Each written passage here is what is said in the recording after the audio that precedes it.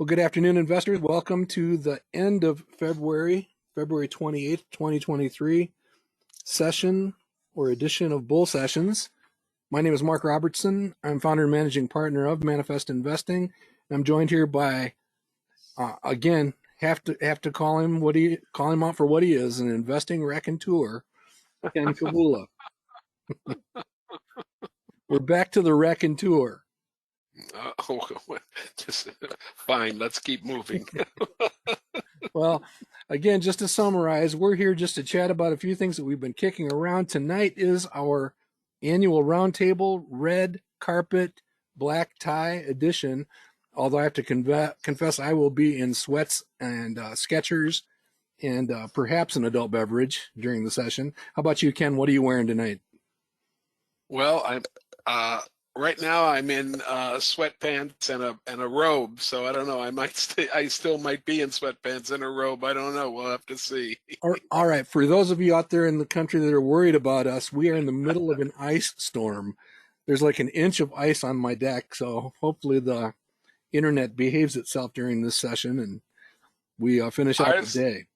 Ours is now falling off we had about an inch and a quarter, Mark, and it's now falling off in big chunks and hitting the house and hitting the roof, and it sounds like, people are pounding at various stages. You get a little bit of breeze and then it all comes barreling towards the siding on the house. So be interesting.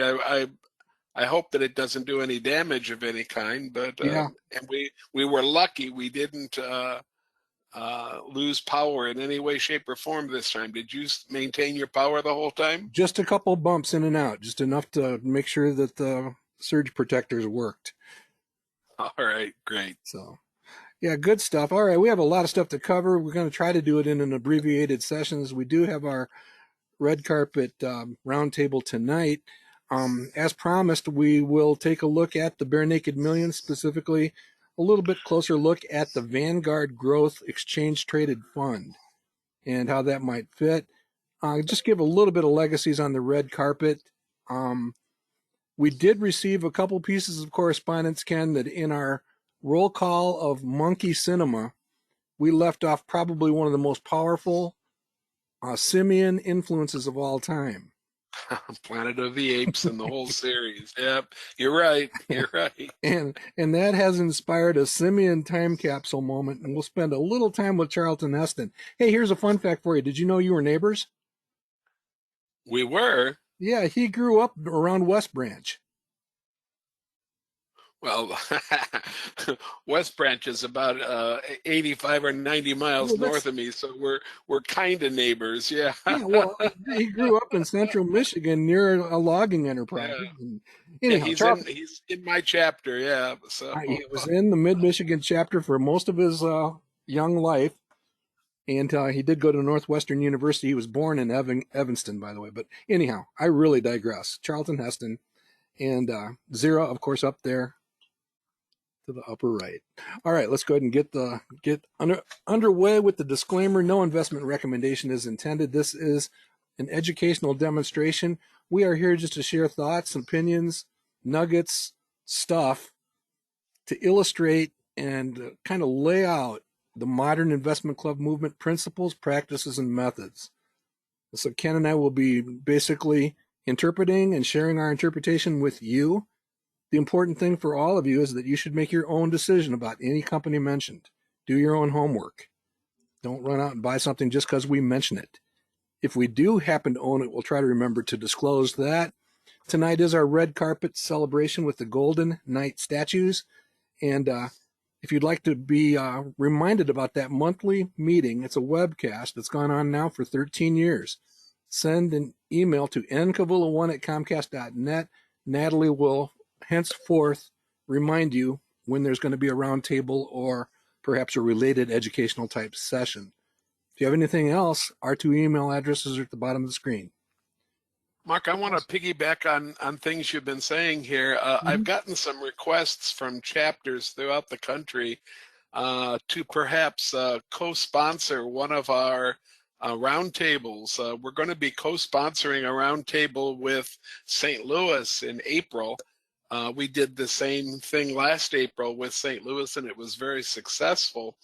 We're not adverse to co-sponsoring one of our roundtables with any chapter out there, but I really would need to speak to the president, and I would hope that the president would have the backing of their board of directors before they try to set a date with co-sponsoring and everything. I probably, the contact to me to help co-sponsor something probably should be kind of a little bit down the list. There's not a whole lot that needs to be done, but it is a fair amount of communication between the two chapters. And my wife tells me she handles most of that communication, and she tells me that she needs at least a 2-month head start on what's going on, and she would prefer a 3-month head start if it's at all possible.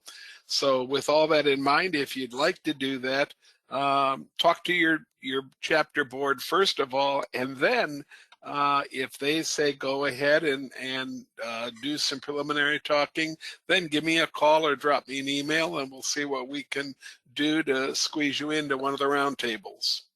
Yeah, the session with St. Louis went pretty well. We're going to repeat that in April of this year, and we would love to explore that type of a theme or approach.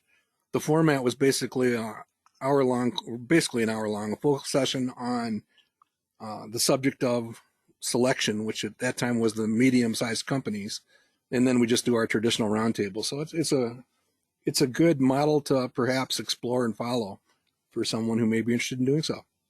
Yeah, and the purpose was not to raise revenue, folks. There's as always, my chapter firmly believes that in a nonprofit situation that you offer as much to the member as you possibly can as part of the membership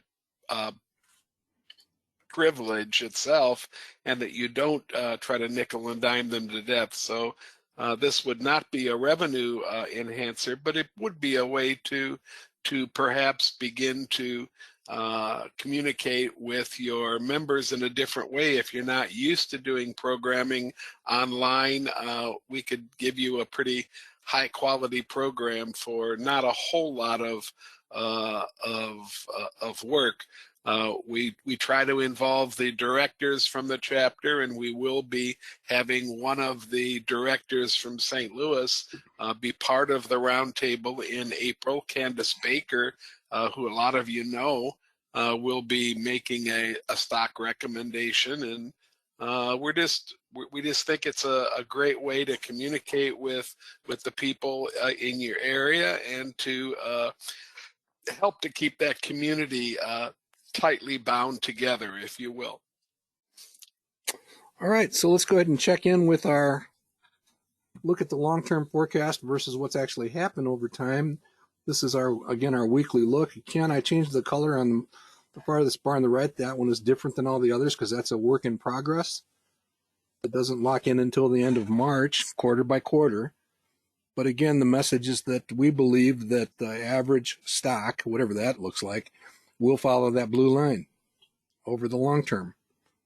So we are basically back to a point where the forecasts are a little bit more typical. Stocks are trading closer to their fair values. There's more companies in the hold zones than there was previously. And then I just love that quote, which is a pretty solid reminder about kind of the way we get out of bed in the morning. Don't you think so? Absolutely. I suppose I have heard of Terry Smith, but he's not somebody that I follow in any way, shape, or form. But it certainly is a cogent set of words to say out loud, and then to listen to what you're actually talking about there. I do want to make the point that I make every 2 or 3 months, Mark, that on regular graph paper, consistent linear growth graphs as a parabola, and that blue line is just signifying consistent growth at around 11%. Is that the line? 11.6, is that it? I would call it anywhere from 10 to 11% over the long 10 to 11, and if we move this to the kind of graph paper that we use when we're graphing stocks, then that line, that blue line, would be a really beautiful up straight kind of a line that we love to see on the kind of growth stocks that we really favor in better investing and in manifest investing for that matter. Absolutely. Okay, let's go ahead and press on. A couple Twitter moments from this week. I just can't. You can't make this up, Ken. The stuff on the left there. I don't know if did you see this judicial decision? Yeah, I saw an article. I didn't see a graphic with it, but I saw an article about it, and I wasn't even sure it was for real. But evidently, you're finding it in a couple places right here. So it just maybe I thought we had more important things to worry about, but maybe not. You know. Exactly the way I received it. I'm like, I was in a discussion about some of the SEC rules and enforcement with some people recently, and I'm like, I mean, they were talking about a few things, and I'm like, have you been to the money show? You know, Hugh McManus refers to some of that stuff as financial pornography. And there's just some other stuff out there that probably merits more attention than we give it credit for. And on the right, I don't like to pick on Kramer. I actually get a pretty good kick out of Kramer over time. But these guys at Inverse Kramer, there is actually an exchange traded fund where you can invest in exactly the opposite of everything he recommends. I will say though, Mark, that he was really sold on NVIDIA for a while. He even named his dog NVIDIA, and when it came down into the low 100s, he really got quite agitated. I never heard him say he hated it, but evidently he did. But it's just an example of you have so much airtime to fill, and sometimes you say really silly things. I'm sure we've been accused of the same kind of thing with some of our analysis or whatever you want to call it. But I'll tell you, if the emoji is going to get us in trouble, we have to be very careful then, don't we? Well, the Kramer thing just reminds me. Years ago, I used to keep, and Ken Janke used to do this too, where he would keep track of somebody who had a, off the chart strong buy recommendation on something at the peak, and then it would drop down 60%, and then they would say they were changing to a sell recommendation, and that's kind of what you see him embodied in that Kramer moment there. So, okay, I'm shaking my head, Ken. Well, kind of like air quotes. I hope you didn't miss, folks. I hope you didn't miss the last line at the bottom of the Kramer side, where it shows that NVIDIA is back up to 232, and it's up another $4 or $5 today, or at least it was when I came in to sit down at the computer today. Yeah, in fact, it's on the round table hot seat because of that gain. Yeah. So yes, I noticed it. I noticed that when I put some slides together for tonight. All right, so Terry Smith, I agree with Terry Smith. In fact, Terry Smith's quote is part of the reason that Ken and I didn't talk about inflation while everybody was so confused about it. We didn't say we were confused, didn't admit it, but what we really is, we are less focused on that sort of thing. If you need a reason to perhaps go into accumulation mode, this is a pretty good argument historically. There's just stuff going on. There's some stuff going on that suggests some bottoming in the market. So, Ken, what do you think about presidents and investing? I think there's good reasons that the averages make sense, and this line is certainly extremely interesting, especially the year 3 line with that. It looks like kind of a massive increase there. At the same time, Mark, we know that averages mean that some of the values are quite a bit higher than the point, and some of the values are quite a bit lower than the point.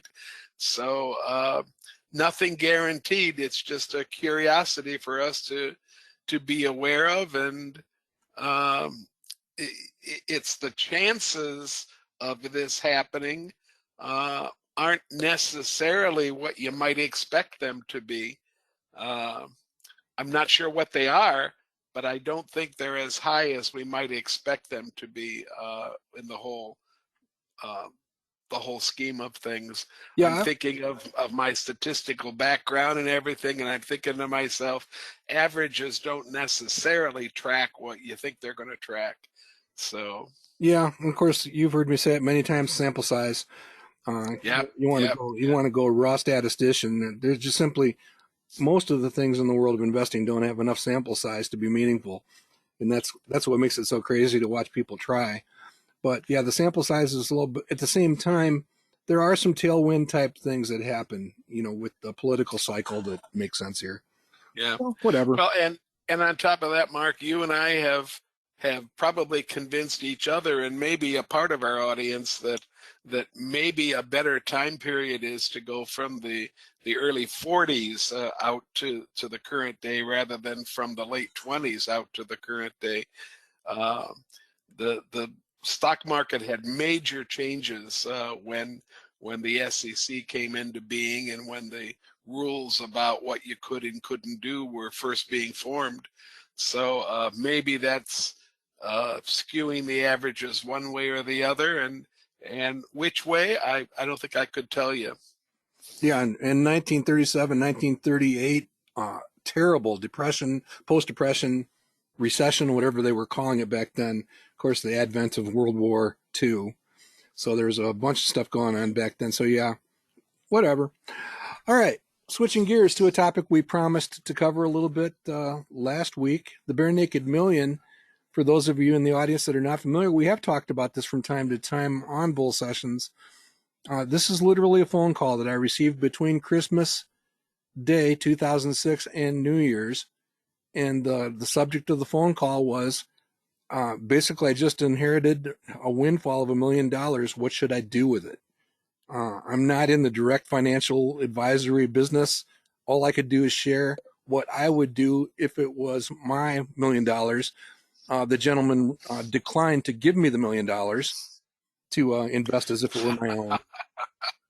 But at that time, we actually coined this model portfolio, this Bare Naked Million portfolio, named after that song by the Bare Naked Ladies. If I had $1 million, if you're not familiar with it, Google it, you'll hear it. And all we did was take half of it and put it into this Vanguard Growth Fund, and then went out and found some community favorites, some industry leaders that appeared to be at fairly attractive prices at the time. And I never expected that we would be so inactive when it comes to this fund in combination with where it's ended up. So I thought that's what we'd cover.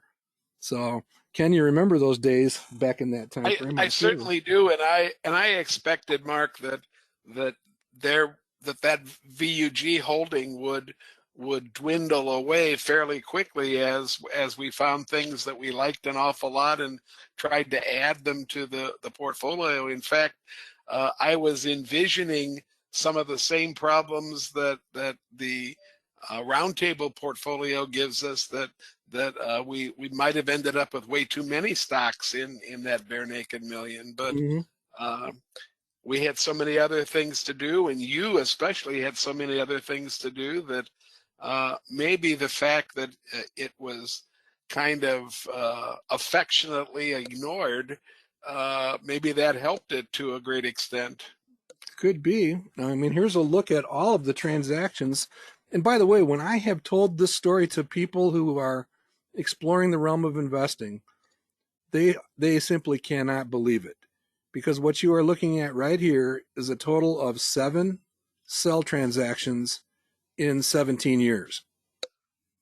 And one of them was a bit of a spree there. And we actually haven't done anything in over 3 years now. So you can see the relatively low number of sell transactions. You can see how these positions have done over time.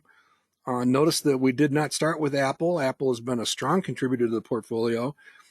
We added Apple at the same time. Many people within the community were very interested in Apple, that being around the end of 2015. And the most recent transaction was to make sure we had some small company growth type stuff. And the Motley Fool tends to invest in the types of companies that we pursue. So again, just astounding that these are the only transactions. Again, we haven't had a sell transaction in 3 years. So many community favorites on that list. All right. So Ken, here's the dashboard. What do you think? If this were a retirement account for somebody that was nearing retirement or in retirement, I think that par of 10% might be satisfactory for this person. I personally would prefer a little bit more par. And if I were going to manage this portfolio, I might look to try to find one or two holdings that maybe had par in the low teens, maybe at a 13 or 14 or 15%. But all in all, I think that's a pretty decent return. A great quality number, EPS stability and financial strength. Nothing to whine about there. The other thing that I might do as an older investor is I might look for a little bit more a yield. 1% seems on the low side, and I look at there's a few of these that have virtually no yield of any kind, including the Vanguard Growth. If I would have invested in everything in the Vanguard Growth without it being part of that exchange traded fund, I think it would have had a yield attached to it that probably would have beat 0.7%. But all in all, it's an okay portfolio, and for somebody that's trying to keep their money safe, consider what cash did in the same approximate 15-year time period. Cash did virtually nothing. If we were looking to do something with this today, I might start by trying to spark the growth number, which is at 9.6. That's the most worrisome number of the whole group for me right now. And maybe I'd like to see that number up around 11 and a half. And you know how to set that number up, how to move it up. You invest in things that have a growth higher than 9.6, or maybe at the same time, you divest of things that have growth significantly lower than 9.6. Maybe you keep J&J in the portfolio because of the yield. Maybe you keep Walgreens in the portfolio because of the yield. But if you're going to put new ones in, maybe you look for 10s, 11s, and 12s as far as growth is concerned. I think it was a good idea, Mark, to move into the Motley Fool small cap, even though right now it has not a very good return. It's been a bad year and a half for small cap stocks, but I think it was a good addition to this portfolio to move that growth up like it is. Yeah, so it's behaving pretty well. I agree with everything you said there. Again, it depends on the individual's situation, but to push up that growth by perhaps adjusting some Walgreen or Johnson & Johnson, there's other ways to get to that. So here's I guess, Mark, the only flare that I would send up into the sky is that if this $1 million is coming to you in your 30s or 40s as part of a bequest from a parent or a grandparent, and that kind of transfer of wealth is going to be quite common in the next 20 years. The largest transfer of wealth in history is beginning now as the baby boom generation dies and lets its money move to the children. The families are on average much smaller, so you're splitting the inheritance much the divisor is smaller, so you're giving bigger chunks of money to people, and the amount of money that a lot of people have put away. While there are many people that haven't put away nearly enough, there are also many people that have put away a lot of money to the point where they're living the way they want to live, and they're sitting on hordes of cash. And a lot of them are going to be moving that right to their children and their grandchildren. Mm-hmm. If you're young, I would look for a little bit more aggressive portfolio than this one. But if Absolutely. you're in your 60s or 70s, and that money comes to you, there's not a darn thing wrong with this portfolio the way it sits. Yeah, there's an awful lot of, it could be the Cy Lynch portfolio with all those information technology companies in there, but good stuff. All right, here's a quick look at Vanguard Growth. Again, just to give it some perspective, since the day we selected it, we put the first $500,000 into it. On the left-hand side, it's actually behaved quite well. It's actually kept up with the value line arithmetic average fairly well. That's the shaded area that you can see there. And I wouldn't be looking to trim it back right now, but maybe if it ever revisits these levels again, these levels being a relative strength of 80, 70 or 80 or above, might look at doing a little bit of reconfiguring. But I have a hard time complaining about that graph, even with the swoons that are in it. Mark, with these short-term moving averages, are these crosses still as significant as they are when you have longer-term moving averages? Well, keep in mind this is 20 years, it's actually 17 years, and they are monthly numbers. So these are longer looks. These are basically looking back 1 year for the red line and 5 years for the blue Okay, line. so those are monthly Mm-hmm. notations. Okay, so let me ask the question from the other side then. Is the long average when it crosses as significant as when the shorter averages cross? I know that we normally look at something that's of duration of what, about 50 days versus maybe 150 or versus 200, something like that. Yeah, the trading community looks at 14 trailing days versus 200.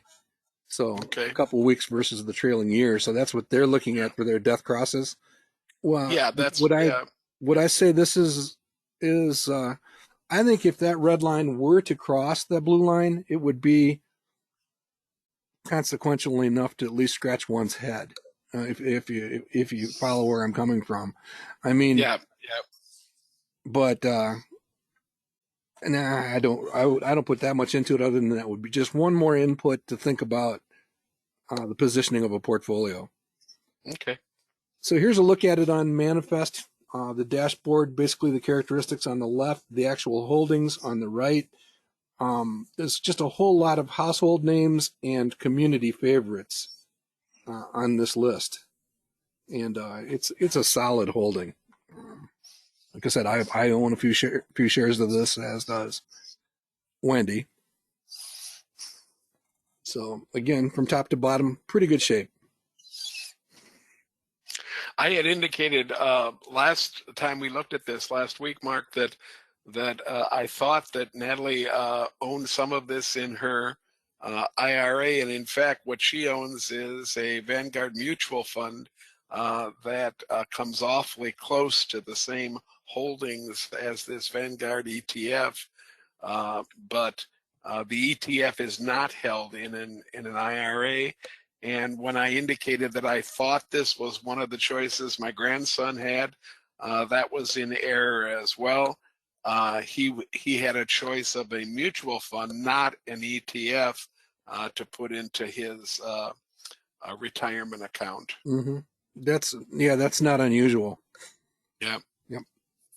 And of course, there is a Vanguard Growth traditional mutual fund, which essentially mirrors this. Yeah. All right. Well, moving on, just a quick reminder that tonight is our black tie, red carpet celebration of with our Golden Knight statuettes handed out. The photo flashes and all that stuff will be going on, and all that kind of stuff. Here's a listing of the awards that we make every year. We have for the last 10 or 11 years.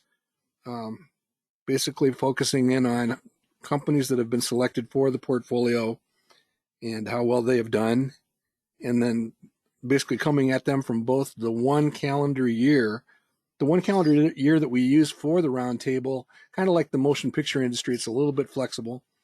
We actually include the January from this year and basically go back to the Thanksgiving from the previous year. So it's basically a 15-month time horizon that we look at these.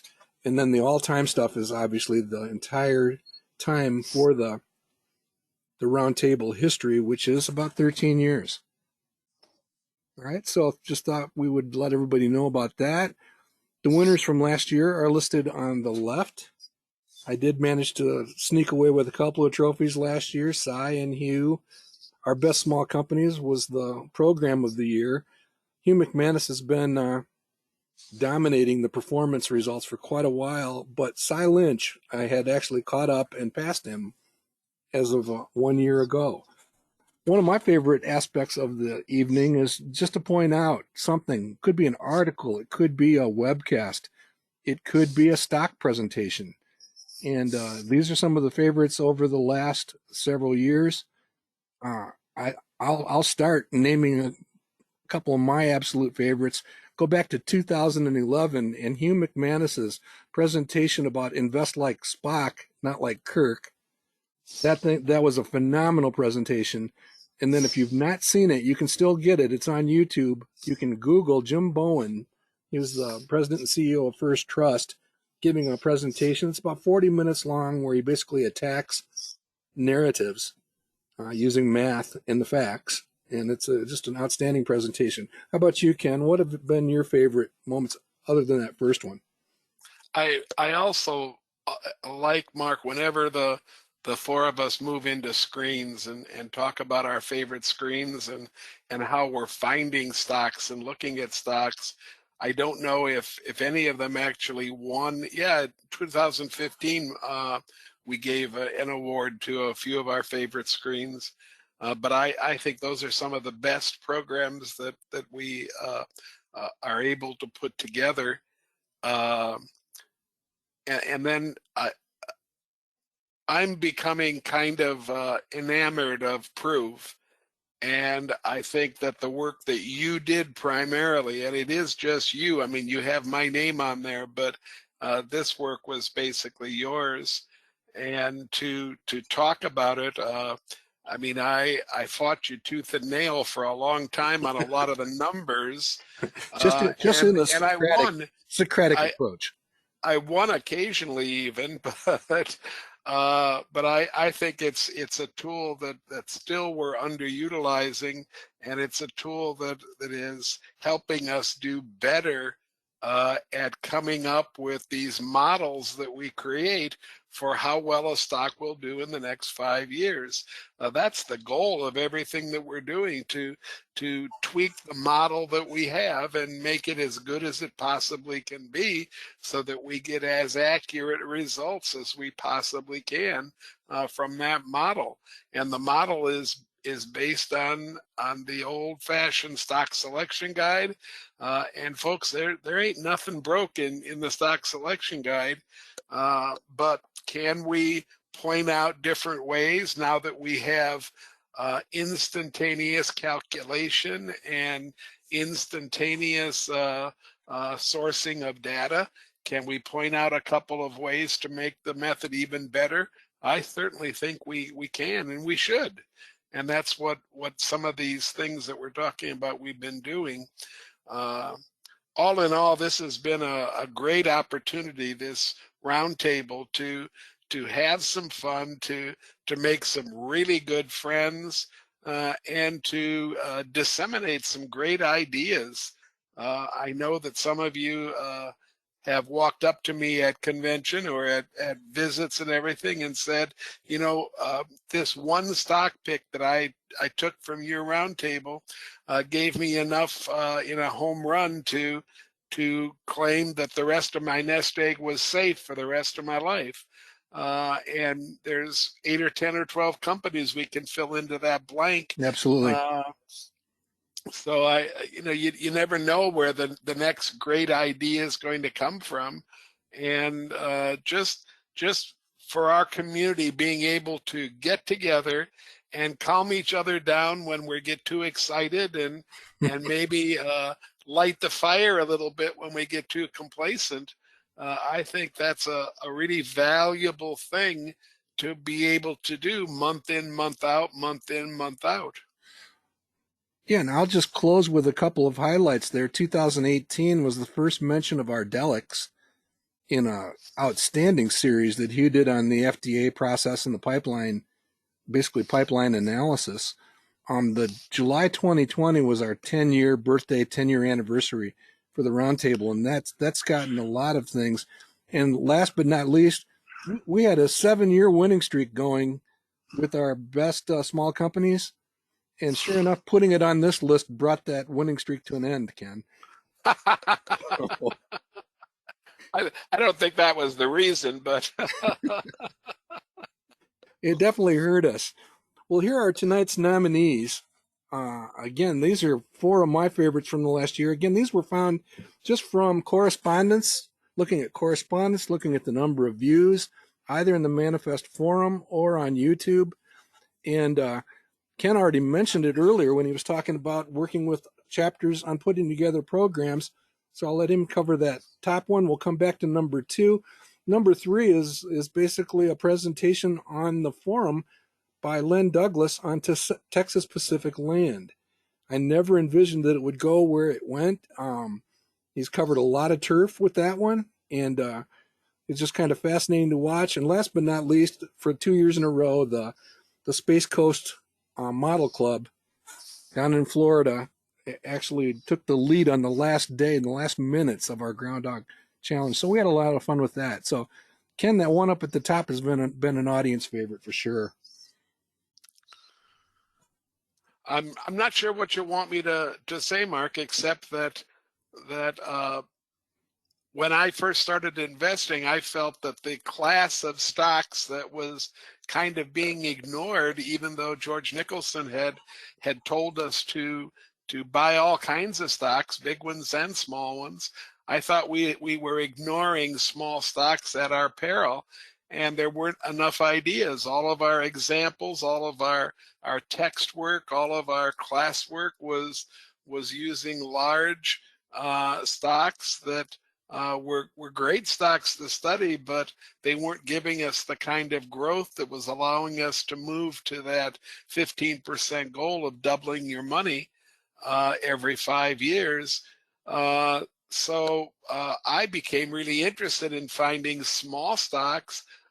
Last year, you and I came to the conclusion that maybe we had gotten people so excited about small stocks that we had forgotten that Mr. Nicholson suggested that the workhorses of the portfolio, about 50% of your portfolio, should be coming from these medium-sized, these mid-sized companies that grew their sales anywhere from around 7 to around 10%, that they were the ones going to do most of the work if you were going to have a successful portfolio. And we didn't pivot away from these small stocks, but we did a pretty nice job, I think, about talking about these workhorses.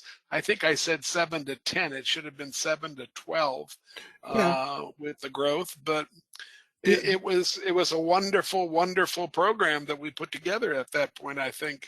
Yeah, and I think one of the things to take away from that and to just kind of reinforce is that if you're shopping in that 7 to 12% range, you are in that sweet spot of the company life cycle almost by design. Kevin Galogli talked about it quite a bit a few weeks ago, and just this notion of being in that strong growth yet maturing phase of the company life cycle, that's pretty cool.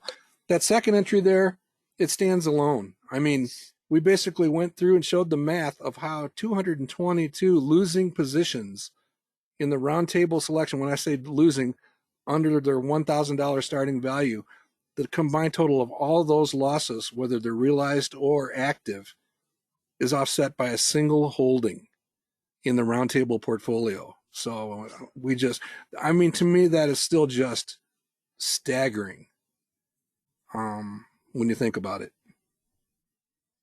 All right.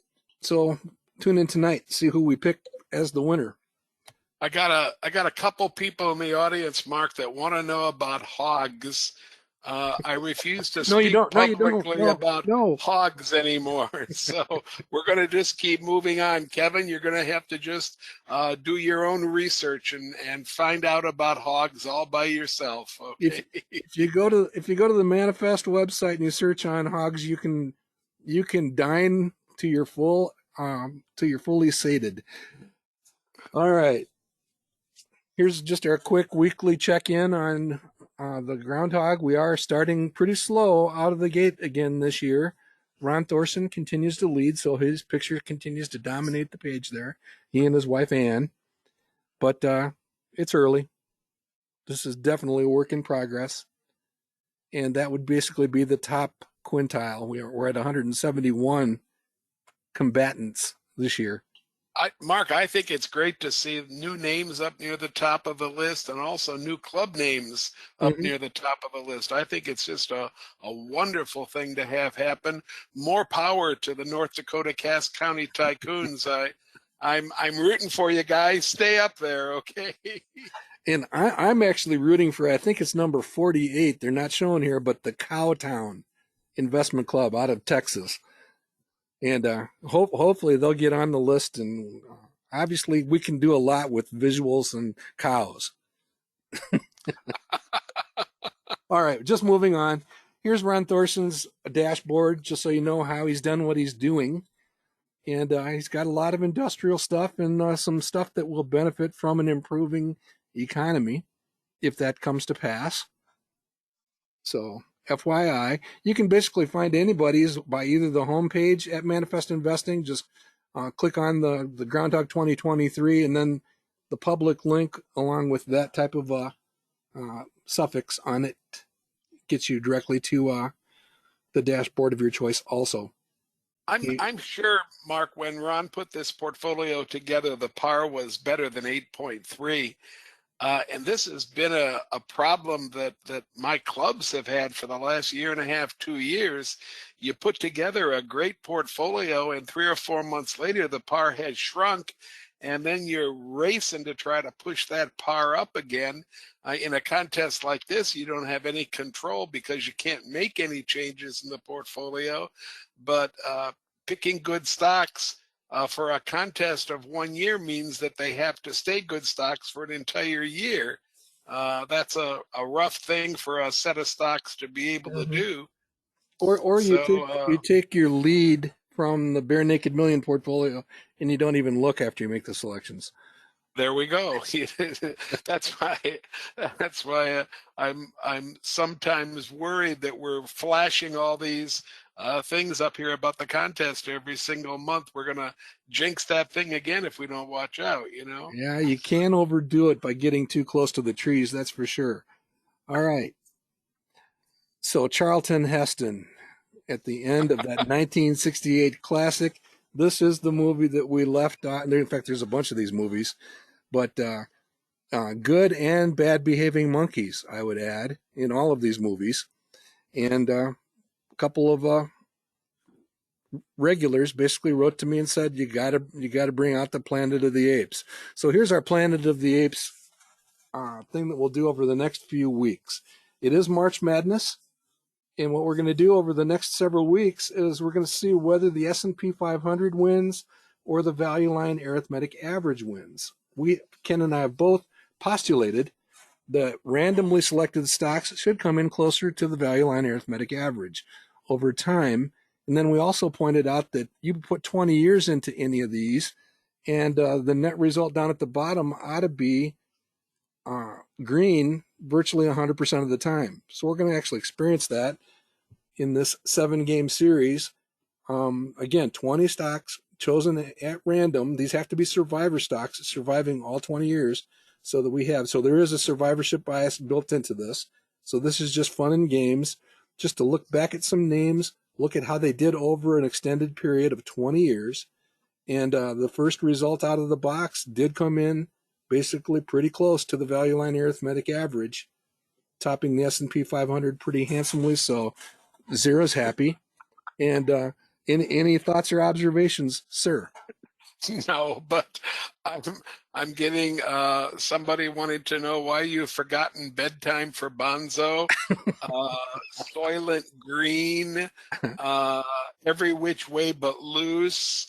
If don't bend to any more audience here, Mark, okay? Or we're going to have something going on that we don't want to go anywhere.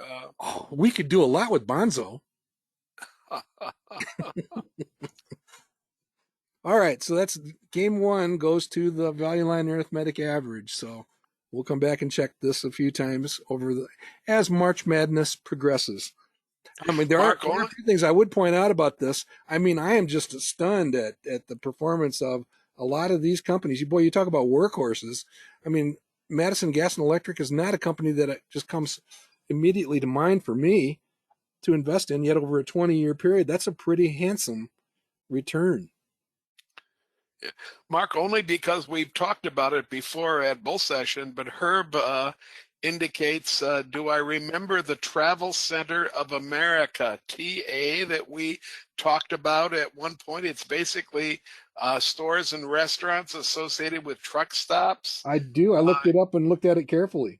Well, it was just bought by BP for $1.3 billion. Oh boy, I'm going to have to do some going back and looking at how right Herb was on that one. Yep. We're used to her being right. All right, just a reminder that on the YouTube page, you can search for Manifest Investing. We do archive all of these bull sessions and the roundtable. You can see the January session there from when we didn't get invited to Davos with everybody else. And please consider subscribing if you'd like to be notified anytime new content is added. Here again, Kevin Glogly keeps sticking slides in our decks for Portillo's in Chicago, a Chicago restaurant that has expanded into Texas. But the real reason for bringing it up today is just a reminder that we do actually display in our weekly updates all of the companies that have earnings. Yesterday was a big day with Green Brick Partners, and today we have Semler, which is in the best small company portfolio. A couple others of interest. Here's Target. Later on this week, we have other companies. And how about this one, Ken?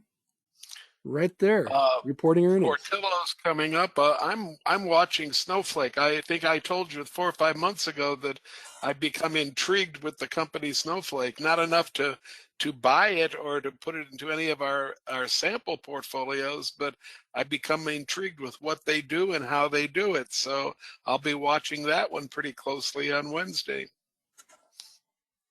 Okay, just a quick moment with our best small companies for this year. We continue to do okay. And Technoglass has taken off and done even better than the last time we looked at it. And not too many clunkers in there. We do have a rule of 5 operative in Semler Scientific, who reports earnings tonight. And hopefully this number, Ken, would you please will this up into a higher level just with the way you put in your requests? Well, I asked for Portillo's to get its house in order, and it moved to green over there. It's going to take a lot to move that -48 mark, I'll tell you. Okay. Well, we just need. Well, maybe we could get Herb Lemkool to work on getting it acquired for an appropriate price or something. That would work. All right, doing okay. And again, just another reminder that as we go through our updates and basically refresh the companies during the update batches, these are actually hot links that actually get you to these companies. And you can take a closer look at them. Generally try to get them all done. Semler and Portillo's will be updated here shortly. But just a reminder that is there as you go through the weekly update. Another quick update, we are doing an in-person face-to-face session in the Detroit area, Southeast Michigan, March 21st. Is that the first day of spring?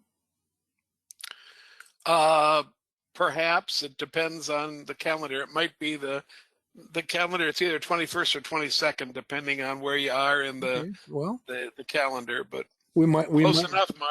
we Yeah. might have to air out the shamrocks and who knows, monkeys, cows, whatever else makes sense as we get together with those people. You can get more information on the event at that link and along with some of the registration stuff with the American Association. And here's a tease for next week, Ken. I think I found another lost decade that is compelling. And it has to do with this is a 50 of the largest ADRs, in other words, international companies, and how they have done over the last 10 years. And for a long time, about every third year or so, all of the financial advisors get out and say you got to have more international content in your asset allocation, and it just never seems to be a good deal. Now, this has gone on long enough that I'm beginning to wonder that maybe we've got some opportunity. So, Ken, I will challenge you to how many languages can you cry wolf in? Well, two right now, but that's a uh, Mark. I will tell you that I own ACINX, which is it used to be the Acorn International Fund. Right, It's now right. run by a different company, and I own HAINX, the Harbor International Fund, which is also run by a different company today. I've owned those two international funds for over 30 years because of the initial advice that was given to me that I needed some international exposure and I should look to high quality mutual funds to get that exposure. I will tell you that their return over that 30-year period with me doing constant dividend reinvestment into both of those is in the single digits, and it's not in the nines or eights either. It's in the sixes and sevens.